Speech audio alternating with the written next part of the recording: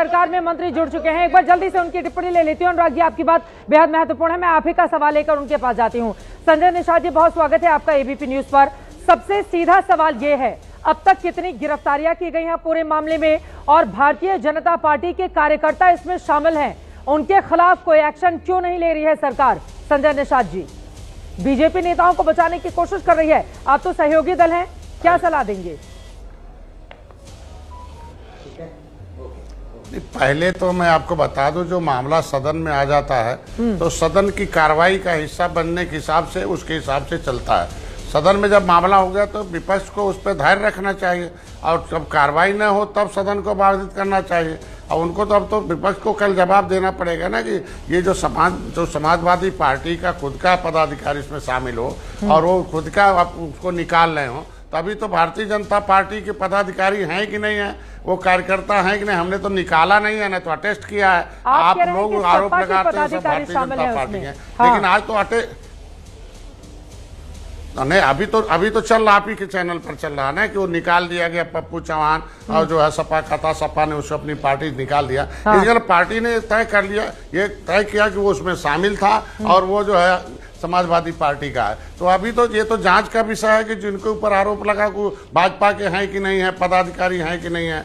ये तो हमारी पार्टी तो हमारे किसी भी लोगों को गैर नहीं है, ये जांच के बाद पता चलेगा। मंत्री जी, आप भी तो खाली एक ही चश्मा पहन के पहुंचे हैं ना, आपको सपा वाले पहले नजर आ गए, आपको बाकी बीजेपी के लोग नजर नहीं आ रहे हैं। और सदन में हमारे नेता ने कह दिया लोगों का संरक्षण प्राप्त है उनको।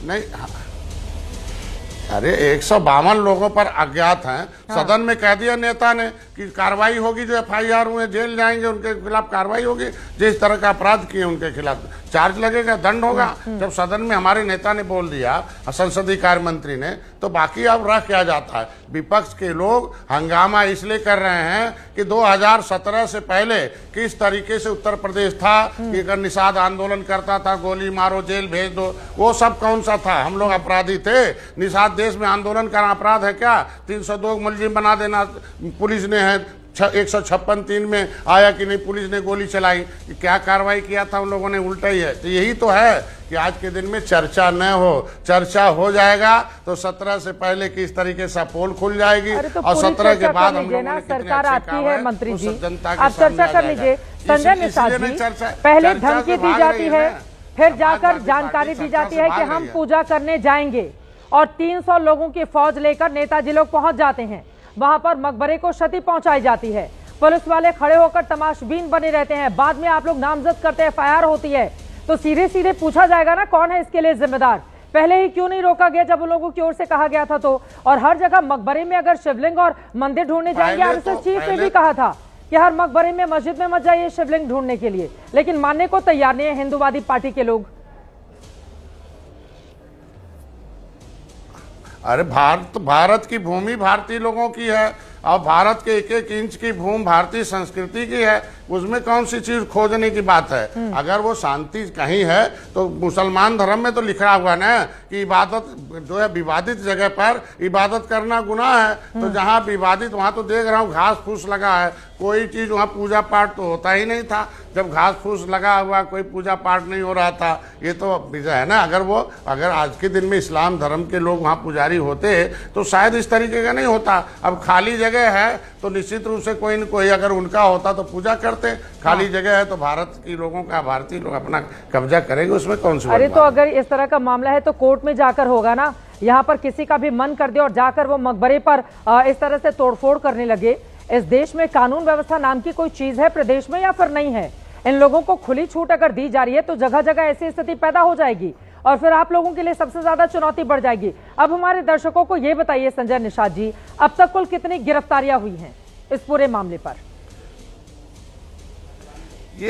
कानून अपना काम कर रहा, समय आने पर जो जांच के दद में हाँ। जब सदन में आवाज उठ जाती है तो निश्चित रूप से कार्रवाई होती है। वो कार्रवाई होगी, समय पर अपना पुलिस काम करेगी, जांच करेगी, गिरफ्तार करेगी, जेल भेजेगी, मुकदमा चलाए, दोषी होंगे दंडित होंगे। मेरे सदन के नेता ने बोल दिया, जवाब दे दिया। तो आज के दिन में संसदीय मर्यादा है कि संसद में जो बात हो जाए। अब आप भी मंत्री जी पूरा गोल गोल घुमा रहे हैं। एक आखिरी सवाल का आप जवाब दे दीजिए, फिर मैं जाऊंगी। एमआईएम के हमारे साथ प्रवक्ता भी जुड़े हुए हैं। असदुद्दीन ओवैसी आप लोगों पर आरोप लगा रहे हैं, ये कहते हुए कि भारतीय जनता पार्टी उसके सहयोगियों के राज में हिंदू मुसलमान वाली पॉलिटिक्स उत्तर प्रदेश में शुरू हो गई है, 2027 नजदीक है। वो आगे कहते हैं कि पुलिस की मौजूदगी में जाकर कब्र तोड़ा जा रहा है। यही लोग अगर मुसलमान समाज के होते तो फिर आप लोग जाकर बुलडोजर चला देते उनके घरों पर, और चूंकि ये दूसरे समाज के लोग हैं तो उनको बचाने का पूरा बंदोबस्त कर रही है यूपी की सरकार।